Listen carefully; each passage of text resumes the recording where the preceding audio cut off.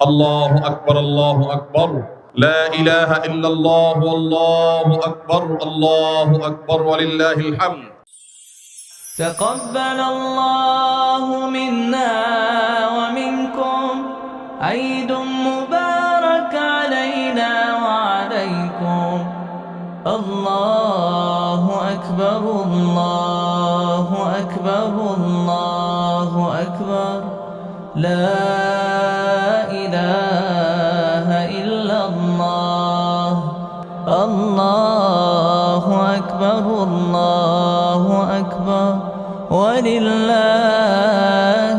হামদ। যথেষ্ট দায়িত্বশীল হতে হবে ব্যয়ের ক্ষেত্রে। আমরা মিতব্যয়ী হব, বিদ্যুৎ থেকে নিয়ে জ্বালানি পর্যন্ত, এমনকি ঘরের ছোটখাটো বিষয় পর্যন্ত আমরা খুবই মিতব্যয়িতার সাথে ব্যবহার করার চেষ্টা করব ইনশাআল্লাহ। আমাদের সংকটময় পরিস্থিতিতে বেঁচে থাকা, টিকে থাকার জন্য সবচেয়ে অপরিহার্য বিষয় হলো খাদ্য।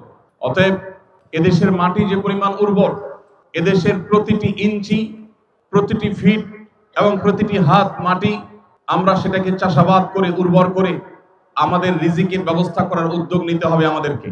আমাদের আশেপাশে কোনো খালি জায়গা যেন না থাকে।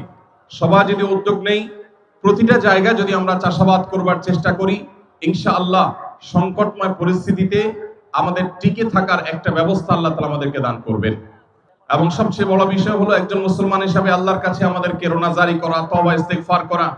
আল্লাহ রাব্বুল আলামিন বিশ্বের পরিস্থিতি যেন স্বাভাবিক করেন, মাজলুমদের জুলুম যেন আল্লাহ তাআলা এর প্রতিকার করে দেন, আর আমাদেরকে যেন আল্লাহ তাআলা টিকে থাকার ব্যবস্থা করেন, বলুন আমিন। ঢাকা শহরের মধ্যে এরকম একটা খোলা মাঠে ঈদের আয়োজন আমাদের আনন্দকে অনেক বেশি বাড়িয়ে দিচ্ছেন। আমি আমার আব্বুর সাথে আসছি, আর এখানে এসে আমার খুব ভালো লেগেছে। খুবই আনন্দদায়ক পরিবেশ, যেখানে বাচ্চাদের জন্য অনেক খেলাধুলার ইভেন্ট আছে। ঢাকা শহরের মধ্যে একটা খোলা মাঠে ঈদের নামাজ আদায় করা সত্যি এটা খুবই আনন্দদায়ক ব্যাপার।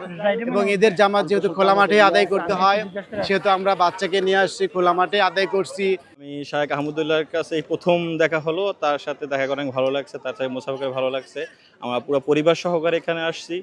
আলহামদুলিল্লাহ, এরকম আয়োজন করার জন্য তাকে অসংখ্য ধন্যবাদ। আলহামদুলিল্লাহ, এখানে এসে আমার অনেক ভালো লাগছে। আস-সুন্নাহ ফাউন্ডেশন, উম্মার স্বার্থে সুন্নাহর সাথে।